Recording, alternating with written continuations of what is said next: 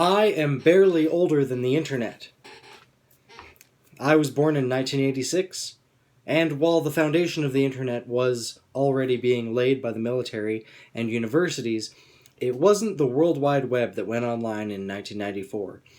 I was in elementary school when these devices were coming out. I remember using those gigantic floppy disks on old IBM computers in kindergarten.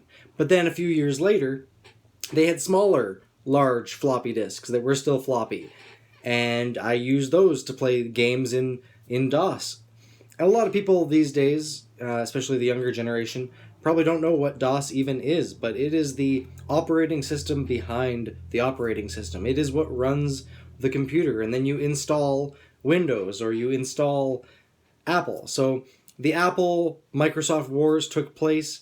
I watched Pirates of Silicon Valley when I was a kid. I remember watching these movies about where this technology had come from and where it was going, and I believed in it. I mean, I remember in grades 3 and 4 using those square Macs that were black and white, but you had paint, and you could paint in gradients. You could paint in patterns.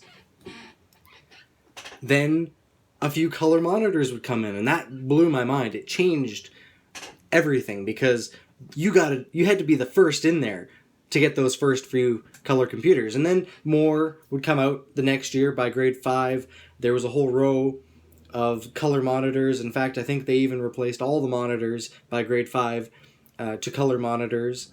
They upgraded all the computers. It was an incredible time of innovation and prosperity. I remember when they had the first MacBook Airs, the ones that looked really sleek and stylish. Well, it was the green one that had the flip-up thing and the antenna. That and the MacBook Air became the iPhone. So it's just fascinating to me to see how all this technology has come. And I remember being in middle school and them talking about trading stocks and online, but they never actually showed you how to trade because you were in middle school. But also, it was just a demo. It was how to do this, and it just ignited interest in me. And I was a geek. I was a nerd. I was whatever people wanted to call me, but I was interested in this. And in middle school, I started making websites. I remember going to the library after school, and of my own choice, I looked up the source codes on web pages, and I opened up the notepad, and I learned how to program using HTML, and I started building websites. And I remember in grade 8 using Flash 3. I remember animating, and I remember how difficult it was, even back then, to put video on the internet. It's ironic that it was Flash 3 that helped create the YouTube Flash player that plays videos that we now watch on a daily basis. But seeing all this technology develop, and there's so much still that we've yet to discover. There's so much that's still ahead, and I believe that ideas are extremely valuable. And so the point that I'm trying to make here is that I'm sitting at my computer, and it feels like Facebook is this interface that's invaluable. Like you close it down and something's missing.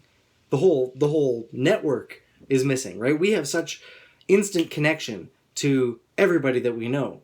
Instantaneously, we can send them a message and send a thought in one way. It's kind of a cybernetic telepathy, right? We are augmenting ourselves with the technology so that we can do things that biologically we're not able to do. And there's going to be more and more of these developments that are coming, and we need to remember that Facebook is not the internet. We need to remember that Google is not the internet. It's just an index. Facebook is just one social media website, albeit one of the biggest on the planet. Nearly 2 billion people use it.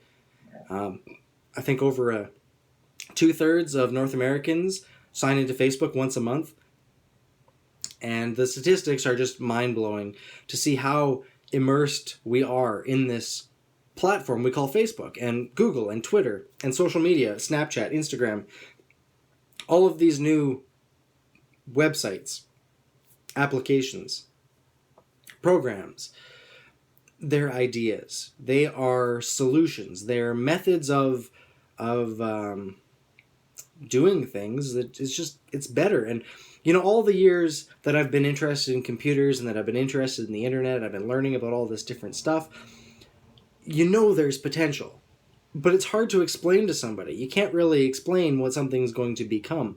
When Google originally got together and they were, trying to attract a few different investors to help them do what they wanted to do, it's hard to explain. And they obviously could not have foreseen where they are now, having gone public, having diversified into multiple areas. They're not just a search engine company anymore. And things are changing so fast. Technology is changing so fast. Let's not get too caught up in social media. Let's remember that the internet is huge. When was the last time you found a new website not through Google, that you looked something up and you typed in www dot? Do you have your own website? Because the fact is, when I was in grade 8, maybe you didn't really need a website. Websites were pretty basic back then. You couldn't just pop a video on there. You couldn't, hook up an RSS feed and just have it update automatically. There was no WordPress. It was bare bones. It was animated GIFs. It was banner ads. And things have changed. But now, in 2016, 2017, 2018, 2019, 2020, are you online? Do you have a website? And what's special about it? Is it just a link to your social media? I have been an administrator on web forums. I have a lot of experience doing that. I did it for many years in different web pages, different websites and places. But having a social media account is a very, very interesting challenge. Social media is completely unlike any other website we've had before, really. We now have thousands of connections at our fingertips. And I've experienced having about 1,000 connections on Facebook, having that grow to about 3,000. These notifications on my phone, so instantaneously I'm connected with what's going on, with what people are saying, what people are sharing and posting. And really, I don't care about the traditional media anymore. I don't watch television. I only listen to the radio when I can't listen to something that I choose. And really, I just follow the things that my friends are interested in. And I have enough interesting friends with similar interests that they're out looking for information, they're discovering things, and they're bringing the best content to the front. And so the strategy for a lot of these platforms is, how do we take the user preferences and market to them? But then, you're not having an experience of your own on the internet. You're not logging on and looking for things. Things are being marketed to you. And that's especially what happens on Facebook. You are seeing posts that you like. You are seeing things that you click on. You are seeing ads based on the things that you've searched for recently. And there is definitely a place for that. But as these platforms change, as they grow, you have to think about, how are we using them? And should we be spending all of our time using one platform for everything, or one platform for a certain type of thing, that maybe we should be using it differently? Maybe instead of a personal Facebook account, maybe you should have a business Facebook account, and your personal stuff could be on Twitter, or completely stay off of Twitter because that's ridiculous. Stay off of the Vine because it sucks your life in, just like Facebook videos just suck your life away. You get watching one, you watch another, and it's a never-ending funnel of content. So think about setting up your preferences. Think about how you're using the internet. Think about, what are you searching for? How are you searching for information? Are you going to the sources? Are you just looking for headlines? Do you get your news from MSNBC, Fox, BBC, CBC, all those? Or do you go to alternative websites? Do you go to Wikipedia?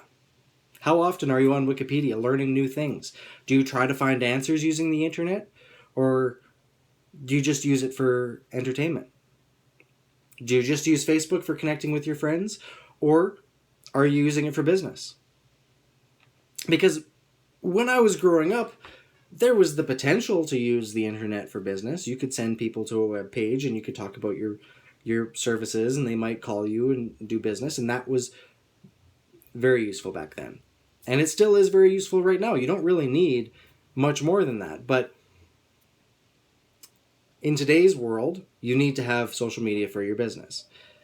Whether you should be using Facebook is a choice completely up to you. Realize that you are giving up all of your privacy.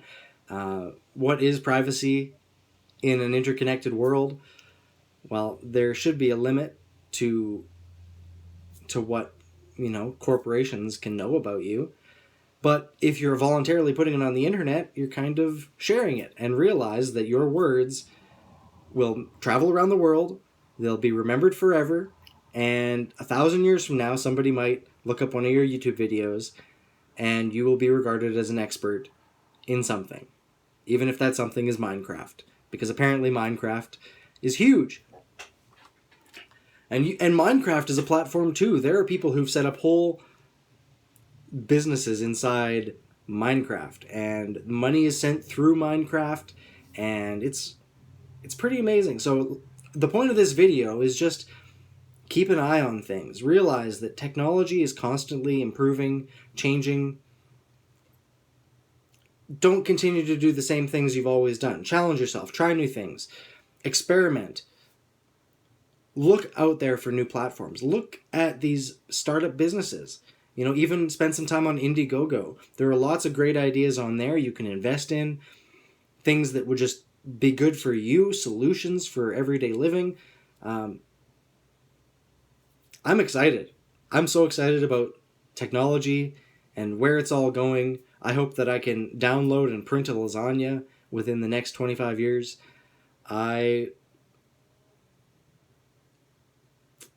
feel like the point of this post and this video is just that Facebook is this immersive interface. It's this thing. And when I close it, I know I still get notifications on my phone. But my computer seems unplugged somehow. It's like when the internet goes off, or when you unplug the cord from your computer and you have no internet on your computer.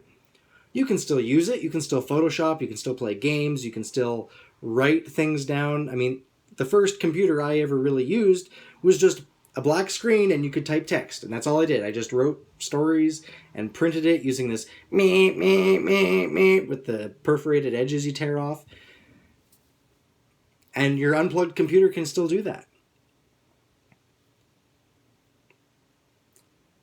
So why is it that I feel when Facebook is off or Twitter is closed or whatever social platform I'm using, I feel like I'm separated, And then there's that attachment, that feeling of wanting to, maybe I should check it. There's probably 86 notifications that popped up and one of those things might be interesting.